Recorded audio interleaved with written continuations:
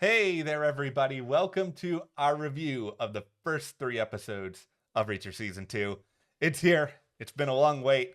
They gave us at least 3 episodes all at once. I know this isn't the entire season. It's going to be weekly, but we've made our opinion clear on this on the channel before. We don't mind. We like to savor here. Absolutely. I mean, these 3 episodes were really good. They were really fun. They were not incomprehensible like a David Lynch film. That joke was so funny. Listen, this show is on fire with the jokes this season. It was so good in season 1, but this season, we had the David Lynch joke. We had the Robert Patrick being like, I don't care who Sarah Connor is. Yeah. Almost fell out of my chair. Whatever was going on with that kid show, I'd like a banana. We're out of bananas. Sorry for your luck. I was like, what is this kid show? I haven't laughed so much in such a long time. Okay, my opinion of Reacher is very similar to my opinion of Hijack, which was one of my favorite shows from earlier this year, where it is completely absurd and completely ridiculous. But at the same time, you have so much fun while you're watching it that you just at a certain point, you're just like, okay, you know what? I'm not going to take a lot of time to kind of figure out in my head how realistic all this is, because it doesn't matter, because I'm watching Jack Reacher punch people. Apparently, according to everybody else in the Reacher universe, by the way, he is made of the same material as like Wolverine's claws, where he is indestructible. Nothing can harm him. Every single person on the show needs to comment on how big he is. At a certain point, it's just like, have you guys never seen an NFL player before? Have you never seen a man of... I know he is big, but every single person on this show is just like, how's the weather up there? It's just like, it's so ridiculous, but I just enjoy every second of it. I love how ridiculous this show can really be. I mean, last season we saw Reacher actually like break somebody's leg with his hands. I was just like, okay, Yeah. you can't take it that seriously. You're there for the ride. Yeah. You're there for the action. And man, I am here for the jokes. I mean, season 1 was really funny. Season 2, really funny so far. And the mystery is really good. I mean, obviously we don't have a ton of answers on everything that's going on, but I mean, Reacher is a slow burn when it comes to unraveling the mystery of what is going to be going on in the season, and I'm here for a slow ride. Well, we will be here through every single part of this, and we want you guys to hit that subscribe button so you don't miss any of our other Reacher Season 2 videos. We are going to have so much fun throughout this season, and by subscribing, you guys help us to be able to make these videos for you. Absolutely. And if you want to join us for our weekly lives, we have that going on as well over on our Patreon. I'll leave a link for you down in the description for you. Okay, here is my big picture of what is going on Reacher Season 2 right now. Okay. So, no action thriller would be complete without some potentially sinister organization. And here we have New Age, of which... And Robert Patrick. Yes, Robert Patrick, do your... T-1000 moving in. We have T-1000, aka Shane, who is the big boss of this organization, so it seems. And it turns out that somebody who is connected to this organization, as per the photo that we saw at the end of episode 3, is Swan, who just so happens to be a part of the same group who Reacher worked with in the military so many years ago, and now the people in his unit are dropping like flies. So what does that mean for Reacher? It is one word and one word only: revenge. I am here for revenge. Revenge is one of my favorite plots. I am all about revenge. And, you know, not every show does flashbacks really well, but this season, I'm really enjoying the way that they are doing these flashbacks, that we're able to really get to know his old squad and the different people in it, and sort of how they all interacted with each other, how they all came together. You know, it was really well done in that way, because I mean, his squad was fairly a large cast. I mean, you know, there's a big group of people here, so it's really tough to be able to get to know that many people, especially with Reacher specifically. I mean, we even had him sitting and talking with Neely, where she's just like, oh yeah, so-and-so got married, so-and-so, you know, passed away, you know, and he's just like, and why didn't anybody tell me? It's just like, oh, nobody knows where you are. Like, you know, this is even 2 years after season 1 or 2 years, 7 months, it's a little while later. It's just like, even if I was able to tell you, would you have come? And the answer is kind of no. So we're not going to get that backstory from Reacher. We need the flashbacks. Yeah, I always am a little bit mixed on flashbacks on a show just because sometimes they do feel like they're just stuffing a show full of exposition, like they're just like trying to get as much in here, but I don't think that is what is happening here. What I like about them the most, every person that we sort of have that's a part of Reacher's unit, at least the people who we're also seeing in the present, they all feel distinct enough, which I appreciate. Like, they're not all sort of blending together. Like, we have a pretty clear sense of who Neely is. I mean, we have a built-in advantage with her. But then we've got O'Donnell, who was sort of like this party guy who was just, with all the women. He was all going on. Now he's like settled down and leads to like 100 different jokes about, look at you now, O'Donnell. It's sort of like how many times we're talking about how big Reacher is. Okay, let's talk about O'Donnell for just a second. Yeah. I'm going to put on my tinfoil hat here about O'Donnell. And man, I really hope I'm going to take an L on this because I am enjoying that character a lot. Yeah.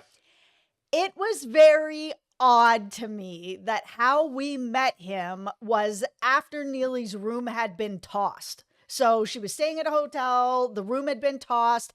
They go into the room and they're like, oh my goodness, and what's going on? And somebody's in here. And who is it? O'Donnell. And he's just like, oh yeah, I found it like this. And they're like, oh, okay. I'm like, whoa. Okay, you guys have a history and I understand that, but like, really? You're just going to be like, I found it like this? Like, stop. Why? Stop. I'm a little bit suspicious of him. I thought that was very weird. Okay, it's good we're talking about suspicion here because I'm gonna keep the tinfoil hat on. Oh, don't say Dixon. I'm saying Dixon. Oh, Let's go. Let's do it. Let's do it right now. Okay. For starters. Oh, she had the David Lynch joke. She had the David joke.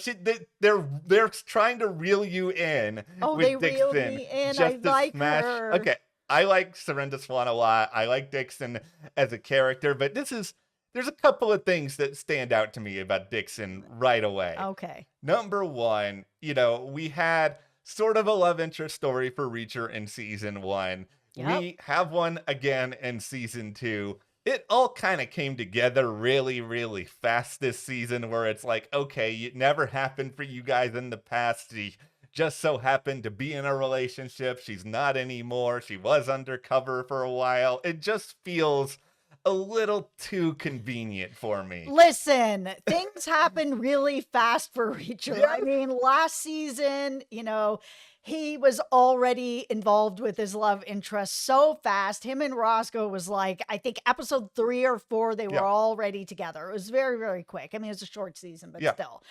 Yeah, this season, it's like episode 2, they're already making up for lost time. Yeah. And this time around, I was kind of like, okay, well, this makes sense. This is kind of like a love lost, like a missed opportunity. Man, we would have liked to have been together, but, I was your boss. I didn't feel right about it. Well, you're not my boss now, so giddy up. I don't trust it. I can't help it. Like, just because of that or something else? It's because this show definitely is like quick to move in the love interest arena. They are, and I get it. Jack Reacher is a very handsome man. I understand the appeal for a lot of people for this hulk of a human, but at the same time, it just also feels like this show in season 1, corruption was a big part of the story in some way. And here we've got somebody who has already been doing quite a bit, who's been undercover. It feels like New Age is a pretty large organization that's going to have a lot of tentacles that are out in a lot of different directions. And I just feel like, and I say this having no real knowledge of the source material. Don't spoil anything if this is playing it like directly in the books. We haven't read any of the books, so we're just going into this as TV watchers. Yeah, I just feel like this show would benefit from a really big epic twist. And also, I hate to say this as well, just based on who Jack Reacher is, I don't exactly think he's going to just stick around forever here with Dixon. I don't think this is going to be some long-lasting romance. So if that's the case, you might as well just go completely crazy with it, make Dixon a part of like Team Evil and get some good drama out of it. it could go that way. She could be like a Bond girl that, turns on him. It's possible. I really hope not. I like that character. And, we've seen that on TV and movies before where it's like the love interest turns out to be evil, but who knows? It could go that way. I'm still sticking with O'Donnell, but I'd like to be wrong about that. I would like to just have these four be an actual four and be a real family and actually go through this and take out the bad guys together. Like, that's another thing I do really like about this season so far is that, yes, Reacher had Roscoe in season 1, and yeah, he had other people who were on his side, but it really feels like there are more people on a level playing field here where they all have their own directives. And I know Reacher was in charge a lot in the flashbacks, but this is a different time and they're making independent decisions, such as almost leaving Reacher behind. And he's just like chasing them down. I'm surprised, given the show's presentation of Jack Reacher, that he just doesn't move like Barry Allen and was like 100 miles an hour getting back into the car. But it just. That's his own fault. He told them to leave. Yes, he did. And Reacher, you make mistakes, and that's fine. You don't need to be perfect. The show wouldn't be as interesting. But what I think is ultimately going on here with New Age is just that we're seeing all the flashbacks, I feel, for an additional reason beyond just kind of getting context on the characters. There's clearly something that happened in the past for all of these people that is important enough that New Age has found out about it, whether it's that, they coaxed it out of Swan. Swan said something accidentally. Swan recommended them to the wrong person. But this is a classic case of, these people all know too much. Like, there's no other way around it. If Reacher is not talking with these people regularly, it can't be that they just told him something on a phone call a year ago, because he didn't have a phone. So it has to be connected deep to the past. Yeah, it feels like Swan probably said something that he shouldn't have said. Shane was like, ooh, I'm interested. Yeah. Got more information out of him. Who knows? He could have just talked. We saw what he did to Franz. So, I mean, that opening scene, him just falling out of the helicopter, dropping on the ground, is like, what an opening. So crazy. But, I mean, I think that Franz had started to figure out that Swan had said something, because it seemed like he was really trying to get in touch with people. Dixon's like, well, I was undercover. And, Neely's like, I was busy. It was just kind of like, it was tough to get back to him. So nobody knows what he was calling everybody about. But I think he probably figured out that Swan had said something, whether on purpose, by accident, whatever. And he was trying to warn everybody else that the secret was out, whatever that secret is. We now must discuss the most ridiculous character in these first 3 episodes, and it is Russo the cop, and it is not even close. This man, who are you to actually think that you're going to control Jack Reacher? This man is just completely out of his mind. He's just, we got this. We got this taken care of. You're going to sit back and you're going to do nothing. You know how long that took Reacher to disobey that order? No. Like 5 If I was Russo, I would have just been like sitting outside waiting for this next move to happen, because it's going to happen and these people aren't going to listen. Why? Like, what is wrong with you, Russo? I'm sure you still have value to this story later on, but you are completely, there's nothing up here. I don't know how else to say it. Listen, Russo is just on the outside. He needs to put on his cowboy hat and cowboy up with everybody else, and either you're part of it or you're not part of it. There is no kind of like, listen, I'm still with the force. I'm still doing things that I have to do this way. It's either you're part of the crew or you're not. That's just the way it rolls. And if he doesn't, suit up, he's just going to end up in this spot every single episode where he's like, I don't know why you won't listen. It's like, okay, you know why he won't listen. Yeah. So stop it. This is just who Reacher is. Like, this is a guy who is going to not stop at anything until he gets what exactly it is that he wants. And that is repeatedly all about trying to find a way to correct things from the past, or trying to find a way to make right on some great offense that has happened to those around him. And I do think, tinfoil hat, this is a very unfortunate tinfoil hat. I do think we're going to lose somebody else close to him before the end of this season. Like, I don't think those 4 are all going to collectively make it to the finale, whether there's a traitor in the midst or not. It's just like somebody's going to die. I mean, we've seemingly lost quite a lot of the crew already Yeah. that, we haven't seen with our, core group at this point. I mean, and is Swan actually dead, or is he in the wind, or is he being protected by the corporation or by Shane? What do you guys think? I think not dead. I feel like not dead too. I just think it's another rabbit they can pull out of the hat. Because it's like, if they're not going to make one of the core members here a double crosser, and they're just like, okay, you know what? You guys like O'Donnell and Dixon too much. We're not going to do that to you. They're going to pull something else. And that something else is, okay, Swan is really working against them. And obviously, New Age has a lot of power. Shane could just be like, I'm Robert Patrick. He was too. Okay, that Oh my accent was God. about to go really, really badly. Just pretend like that never It was happened. about to. It was okay. I felt like when I started it, it had a smidge of potential. It did. It just did not land. No. Okay, he could just be like, you know what, Swan? Here's $2 million.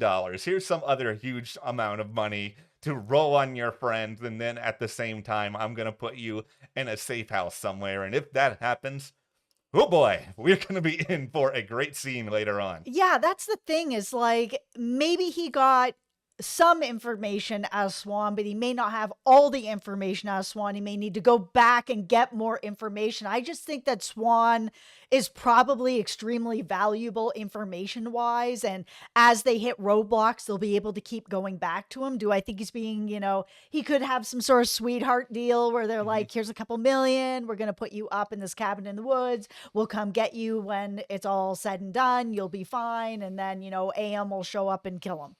Yeah, AM, by the way, this dude, if you just want like your really creepy, mysterious guy with multiple aliases, Robert Patrick is terrifying in his own way. But the scene with this dude, where he just like took out two people in like a split second, that really shocked me. Like, that was the one moment in this episode. It's like, oh, I didn't see that coming for some reason. He's great. And I love the fact that we just don't really know what his name is. I remember watching this episode and I'm taking notes. I'm like, okay, it's Adrian. Oh no, okay, it's Andrew. Okay, I don't know who this guy is anymore. So finally, when they're like, okay, AM, and when they kind of explain that all of his aliases, first name A, last name M, I'm just like, oh, that's so smart. Because his initials will always be the same. So his signature will always be the same. I was just like, that's pretty cool. Whenever I just see AM, I think, and as somebody who grew up in Texas, I just think of the school Texas A&M, and I will stop saying anything now because Aggie fans will get mad at me. And I know Aggie fans, I understand you guys are a butt of many jokes. I will not make them here at this channel, but AM is a pretty good adversary to go along with Robert Patrick. Yeah, because that's the thing, is like, we are only 3 episodes in, so we don't really know what this is about. It was like, oh, it could be about casinos, it could be about guns, it could be about money. Like, nobody really knows what this is about yet. Yeah. We just have some numbers of like, oh, this much for this much. It's like, okay, well, what actually is it? What is going on? Because they've had a couple of leads go into different directions that just didn't really pan out. And even though there's, by the end of episode 3, there was still like another couple leads out there, but who knows? Next episode could be like, dead end. Okay. It's time for the 2 most insane moments of these first 3 episodes. And by this, Franz okay, getting dumped out of that helicopter. Oh my goodness. I couldn't believe it when they actually did that flashback with Robert Patrick and the crowbar and all that, and had him in the helicopter and they had him strapped to the bed. I was just like, this is wild.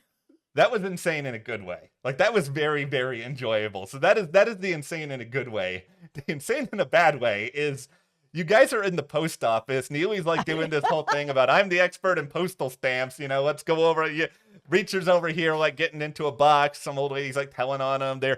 You guys are just like sitting in the parking lot, opening all this stuff, but you guys just had to flee the post. Why are you not driving away? There are certain moments in this show I can suspend a lot here. I can be like, okay, I get it, but I'm just sitting here being like, that's a bridge too far. Reacher breaking somebody's leg with his bare hands. That's fine. But opening up a bunch of mail outside the post office is too far. What you are doing. That is the thing. I was just like, you know what? That there's just so happens to be a woman in need outside of the thrift store, and he just so happens to be that. That's I can handle that. That is fine. Sitting outside, because I think it's just for me. Once I'm in the post office, I've usually been waiting for 20 minutes in line. There is nothing I want more than to leave the post office as soon as possible after the fact. Yeah. Now, these 3 episodes are really, really fun. Like, it's a lot of action. There's a good mystery here. We don't know exactly where things are going. I think it's fair to say Jack Reacher's gonna make it out okay because there's a season 3 coming.